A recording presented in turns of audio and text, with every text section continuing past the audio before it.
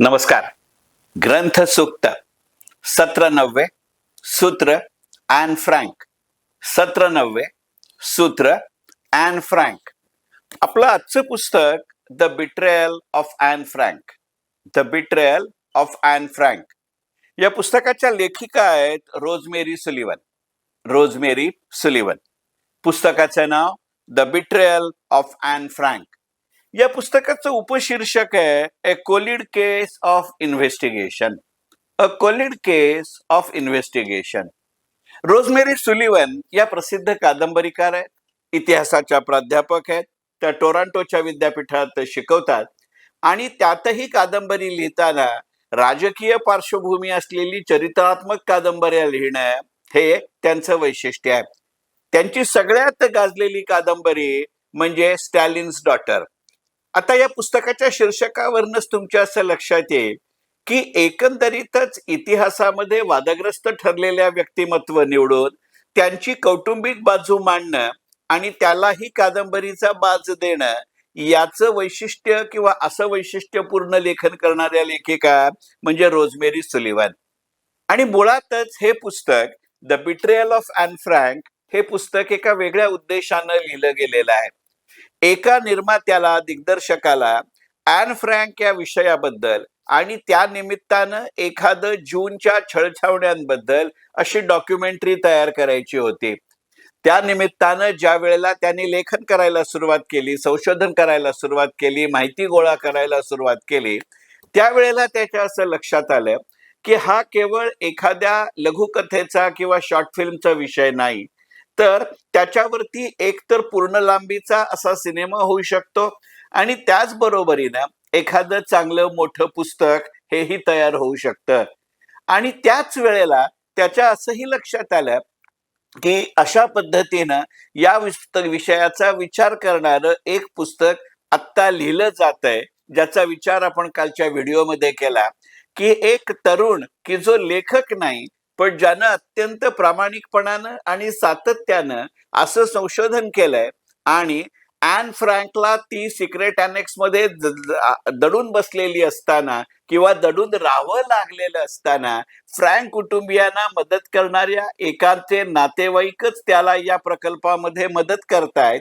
त्यावेळेला पुस्तक लिहायची संकल्पना सुरू राहिली, पण त्याला कादंबरीचा असा फिक्शनल बाज देण्यात आला आणि म्हणून त्याचं उपशीर्षक हे कॉलिड केस ऑफ इन्व्हेस्टिगेशन असं कदाचित दिलं गेलं असावं. आणि त्याचबरोबरीनं या पुस्तकाच्या मुखपृष्ठावरती दिलेली दुसरी ओळ की less a mystery unsolved than a secret well kept असं दिलंय. हे सिक्रेट वेल केप्ट हे दोन पद्धतीनं आहे, कारण मुळातच केवळ ॲन फ्रँकची स्वतःची वृत्ती तशी होती अशातला भाग नाही. ॲन फ्रँकचं जे सगळ्यात मोठं गाजलेलं पुस्तक आहे, खरं म्हणजे तिनं लिहिलेलं असं ते एकमेव पुस्तक आहे आणि ते म्हणजे the diary of a young girl. त्यातलं paper is more patient than a man हे वाक्य जसं गाजतं तसं त्याच पुस्तकातलं गाजलेलं तिचं स्वतःचं वर्णन करणारं तिनं स्वतःच्या डायरीत लिहिलेलं दुसरं वाक्य असं आहे की let me be my self. तिनं तिची स्वतःची तुलना कधीही स्वतःच्या मोठ्या बहिणीशी होऊ दिली नाही. तिनं तिची तुलना कधीही त्या डायरीमध्ये स्वतःच्या आईशी केलेली नाही. त्यातल्या त्यात ती जर भावनिक दृष्ट्या सगळ्यात जास्त जवळची असेल तर ती त्या वडिलांच्या जवळची होती.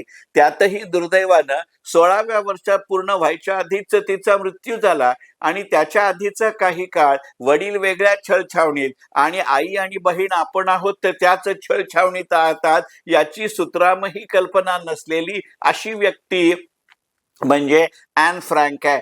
आणि त्यामुळे me let me be my self याची वेगवेगळी स्थित्यंतरं आणि रूपांतरं त्या मुलीनं जरूर अनुभवली, पण साहजिकच तिच्या डायरीमध्ये ती शब्दांकित झाली नाहीत. असा पाया धरून नंतरच्या काळामध्ये नेमक्या तिच्या काय भावभावना असतील, तिच्या शेवटच्या उपलब्ध असलेल्या कागदांमध्ये त्याचं कुठे प्रतिबिंब सापडतं का की फ्रँकफर्टच्या कुटुंबामध्ये एका सुखवस्तू घरामध्ये राहणारी मुलगी त्यावेळच्या तिच्या डायरीतल्या नोंदी. नंतर जवळजवळ 2 वर्ष, अगदी नेमकेपणाने सांगायचं झालं तर 761 दिवस फ्रँक कुटुंबीय हे त्या सिक्रेट अनेक्स मध्ये राहत होते किंवा त्यांना राहावं लागलं होतं परिस्थितीवशात दुर्दैवानं.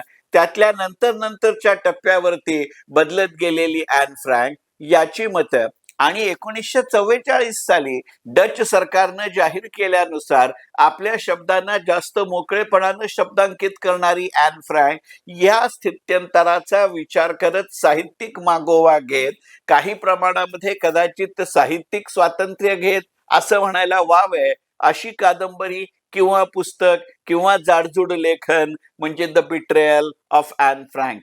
तरी सुद्धा या पुस्तकाचं जरूर महत्व आहे, कारण मुळातच ॲन फ्रँक या विषयाची, या नावाची जेवढी प्रसिद्धी आहे तेवढी ॲन फ्रँक या विषयावरची माहिती नाही. अगदी ज्या जर्मनीच्या सत्ताधीशानं अशा पद्धतीचे अनन्वित अत्याचार केले ते दुसरं महायुद्ध संपल्यानंतरच्या काहीच्या काळामध्ये जर्मनीनं त्याच्याबद्दल कोणतंही उद्गार किंवा भाष्य केलेलं नाही, निदान करायचं टाळलंय, हे आवर्जून लक्षात घेण्याजोगं आहे. कदाचित याचं दुसरं टोक असंही असेल की जर्मनीच्या आजकालच्या राजकारणामध्ये आदनमधनं हिटलरवादी तत्वांचा उदो करत काही प्रमाणात राजकीय विचार प्रणाली ही उदयास येत असते आणि निवडणुकांच्या मतदानामध्ये या ना त्या स्वरूपामध्ये त्याची टक्केवारी नगण्य प्रमाणात का होईना वाढत असते. अशा वेळेला आजची जर्मनी त्याच्याकडे कशा दृष्टिकोनातनं पाहते असाही विचार पॅरलली किंवा समांतर दृष्ट्या वाचकाच्या मनात निर्माण करणार, पण ॲन फ्रँक या विषयाला कुठेही धक्का न लावणार असं पुस्तक म्हणजे बिट्रेयल ऑफ ॲन फ्रँक हे पुस्तक आहे, हे लक्षात घेतलं पाहिजे. The betrayal of Anne Frank हे रोजमेरी सुलिवनच्या पुस्तकाचा विचार करत असताना एक गोष्ट लक्षात ठेवावी लागते की ती साहित्यिक स्वातंत्र्य घेत गेलेली, एका अर्थानं ललित लेखनाची दृश्यात्मक असं शब्दांकन आहे. कारण मुळातच हे पुस्तक हे एका सिनेमाच्या प्रकल्पाचा भाग होता, हे लक्षात घेतलं पाहिजे. म्हणजे या पुस्तकाच्या निमित्तानं वेगळ्या अर्थानं वेगळ्या संदर्भामध्ये कथा, पटकथा, संवाद असं काही प्रमाणात तरी रेडीमेड मिळेल का असा विचार त्या निर्मात्याच्या मनामध्ये जरूर असेल. आणि दुसरा विचार या बाबतीत हे पुस्तक वाचत असताना असं करावं लागेल की diary of a young girl असं पुस्तक असेल किंवा the secrets, the tales from the secret annex असं पुस्तक असेल किंवा अगदी कालच्याच व्हिडिओमध्ये आपण विचार केला तसा the last secret from the secret annex असं पुस्तक असेल, ही त्या पुस्तकाची वास्तवाची बाजू आहे. त्याच्या विरुद्ध the betrayal of Anne Frank ही एका अर्थानं या विषयाची सरकारी किंवा समाजमान्य बाजू आहे. त्यामुळे ही चारही पुस्तकं एकत्रितपणानं वाचत असताना ॲन फ्रँक हा विषय वेगवेगळ्या काळामध्ये वेगवेगळ्या टप्प्यावरती वेगवेगळी माणसं कसं बघतात आणि यातनं एक वेगळं दृश्य किंवा परिपूर्ण दृश्य कसं निर्माण होतं यासाठी वाचावं असं पुस्तक म्हणजे the betrayal of Anne Frank हे पुस्तक अत्यंत महत्वाचं. आणि एका वेगळ्या अर्थानं the betrayal of Anne Frank या पुस्तकाचं वैशिष्ट्य आहे. या पुस्तकाच्या प्रस्तावनेचा किंवा मनोगताचा समारोप करताना रोजमेरी सुलिवन असं म्हणतात की एकंदरीतच आत्ताच्या जर्मनीच्या राजकारणामध्ये किंवा युरोपीय राजकारणामध्ये किंवा वेगळ्या अर्थानं जागतिक राजकारणामध्ये असे टोकाचे अनन्वित अत्याचार पुन्हा कधीही होणार नाहीत अशी मनोमन खात्री बाळगणारं किंवा स्वतःशी ठरवणारं राजकीय धोरण ॲन फ्रँक मुळे जन्माला आलं, हे श्रेय हे पुस्तक त्याला देतं.